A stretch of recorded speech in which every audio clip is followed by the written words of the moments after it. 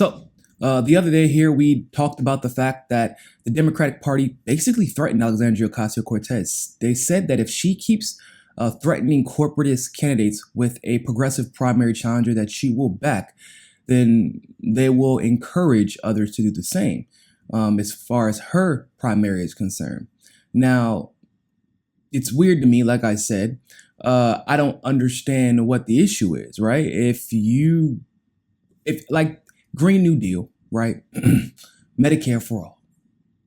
Things like this are not only widely liked in the Democratic Party amongst Democratic voters, but all those issues are widely favorable amongst all voters. So if you are making the promise to have Medicare for all, to take care of the environment, which does affect areas populated with Republican voters, by the way. That's why Ron DeSantis in Florida decided to go ahead and make the environment one of his number one concerns the moment he's gotten elected, and it's been working out for him thus far. So these issues are popular. So I don't understand why you have to fight her on these issues if they are this popular. That's what I'm trying to understand. If you're going to vote for these issues because you say you represent the people want these initiatives passed. Alexandra also is working to get these initiatives passed. So in response to all of those stimuli, you say, I'm going to do what I want to. And if you try to primary me for doing what I want to, then I'm going to primary you. Ha ha ha. Really? Or, I don't know. Here's a thought. This may be way out of left field, but you could do your job and represent the people. I don't know. Maybe I'm just naive. I don't know how this congressional thing works, and I don't take a lot of corporate money, so I don't have anybody controlling or influencing my opinion. So maybe my opinion differs from yours just a little bit, but I think it probably would be safer for all of your jobs if you just do what the people would like. Now, Alexandria, in all of her class, had a perfect response. And her campaign had a perfect response to that threat. Now they said, okay. Basically, that's the long story short. But no, in all seriousness, they were like, we absolutely welcome primary challengers. That is what democracy is all about. Y'all, listen now. AOC stumbled a lot when she first came into the game. She did. She was young, naive, didn't necessarily understand how rhetoric would be perceived in the public eye because she was trying to play it safe to keep her seat. But like I said, once she got that seat secure, I said, you're going to see a different person. Bronx activists know her. Green Party activists know her. People on this network have worked with her. Actually, Pasta from the Convo Couch went all the way to New York just to work with AOC on her campaign. Like, everybody knew what we were about to see, but we also know that she can be reserved. And that's perfectly fine, especially when you're trying to do something that nobody else has ever done. Now, when she got that seat, the gloves were off, or as Future would say, the mask came off, because she has been railing into everybody who tries to smack her down and smack down the idea of progress. But most importantly, she has been thinking mostly before she speaks or before she tweets as to how it could be perceived by the progressive population, because she doesn't want anything to be mistaken. But also, she's been encouraging democracy. She's been encouraging discourse. And this is yet another example of that. Saying, I encourage you to challenge. Like, if you're doing your job and you're going back to see your constituents, that means every year or every 2 weeks or every month, you're already campaigning, right? If you're meeting your constituency where you represent them at, then you're already campaigning. Alexandria Ocasio-Cortez in her campaign has said, I don't see what the big deal is. We do our job. We don't mind if somebody campaigns against us.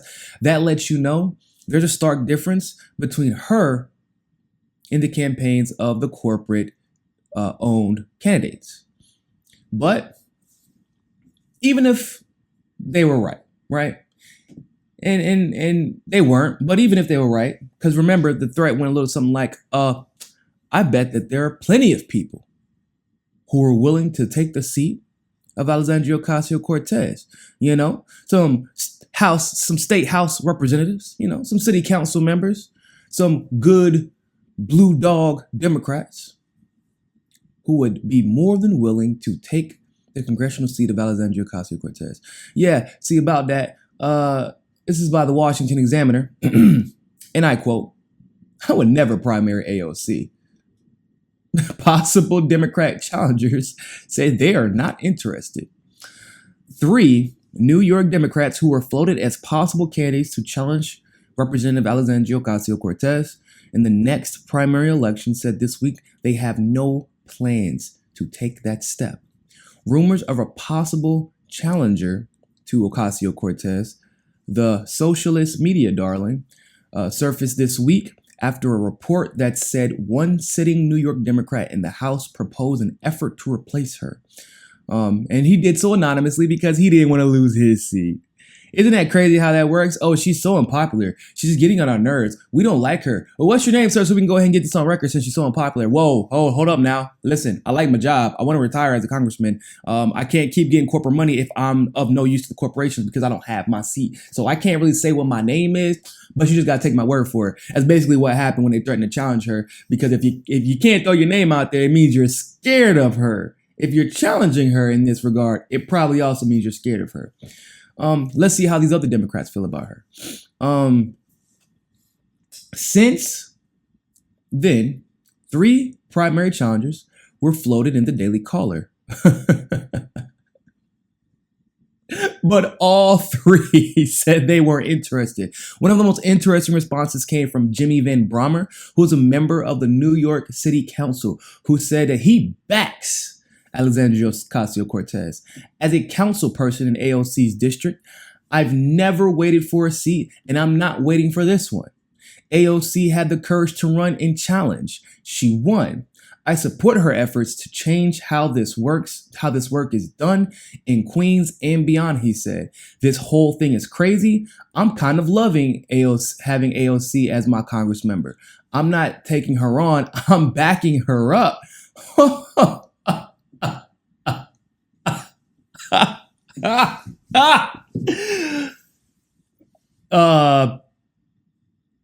Listen, I know, when you thought you thought you was going to call your friends over, because I don't know if any of y'all have ever been in a physical altercation or about to be in a physical altercation or have been in the club in the process of a physical altercation, of knowing somebody who's been in a physical altercation.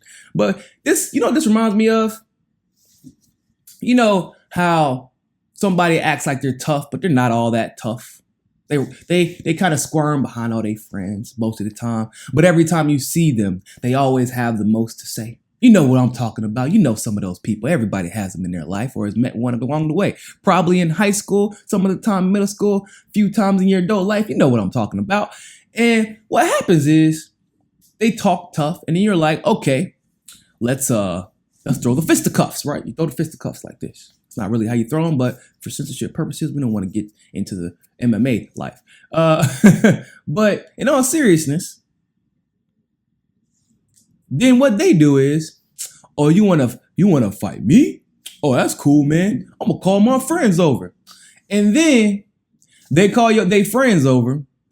And then when they walk up, you like, yo, what's up, Johnny? Bro, I haven't seen you in forever, dog. How the family doing? Bro, how's your brother doing, man? Still playing basketball? And y'all all know each other, and y'all are all friends, and you've been friends with them longer than they've been friends with the guy who supposedly is trying to fight you. That is exactly what this situation reminds me of. When you thought that you knew somebody, but you don't. We can even look even further down at Julia Salazar. I would never primary AOC, even if I lived in her district, which I do not. I have no intentions on ever running for Congress. A third possible candidate, Catalina Cruz, also backed up the incumbent Democrat. and said anyone floating her to run for the seat is just gossiping. Ocasio-Cortez also earned support from a pair of New York Democratic colleagues in Congress Wednesday, both of whom said they have never heard of any chatter about a possible primary bid. We are pretty close and we stick up for each other, said Representative Grace Meng, Democrat NY, who represents a neighboring district in Queens, speaking of the New York delegation. No one has talked to me about running a primary against her. We all want to support each other. We work together. The delegation is pretty close, said Meng, who also serves as a vice chairman of the chairwoman, of the Democratic National Committee, noting that she backs Alexandria Ocasio-Cortez. There's been no substantive conversation that has occurred about a primary challenger. Yvette Clarke of Brooklyn said the exact same thing. So basically, the establishment thought they were going to gang up on AOC, and it backfired on them royally. So not only but it once again, the responses where you couldn't have scripted a better response just to the entire. So you're telling me you challenge her. She raised $100,000 in like 24 hours from constituents and beyond. Then you get then you challenge her with a primary, and then she says, "Okay, that's fine. Primary me. I support democracy." That couldn't have been said better. That is what democracy is all about. If you think you can do the job better, take the seat from me. You can even try to take it with your corporate money for all she cares. You see how that worked out? And considering she's the most popular politician in the country right now, I seriously doubt that you'll be able to take that seat from her, but she's welcoming you to try. On top of that, you have a member of the Democratic National Committee, members of City Council for New York, and representative, everybody saying, no, I would never challenge her. I would never challenge her. And then all the rest say, I'm backing her. Why would I challenge her? I support what she's doing. Bruh, I'm telling you, Democrats, look, you better strap yourself in, because it looks like you are in for a wild ride. And I will doubt that this term, despite the fact that AOC is from the Bronx, I doubt the fact that this term will pass by as quick as a New York minute, because it's looking pretty bad for y'all. So strap yourself in. Thanks for watching that segment of Mi Casa es Su Casa. You can donate to our Patreon and keep helping the network grow by clicking on the link in the description below. And also, make sure you join us at JustNForm.com. And finally, make sure you subscribe to us on Roku and be part of the very first independent news network on Roku TV. But more than anything else, always remember, find your balance. Peace.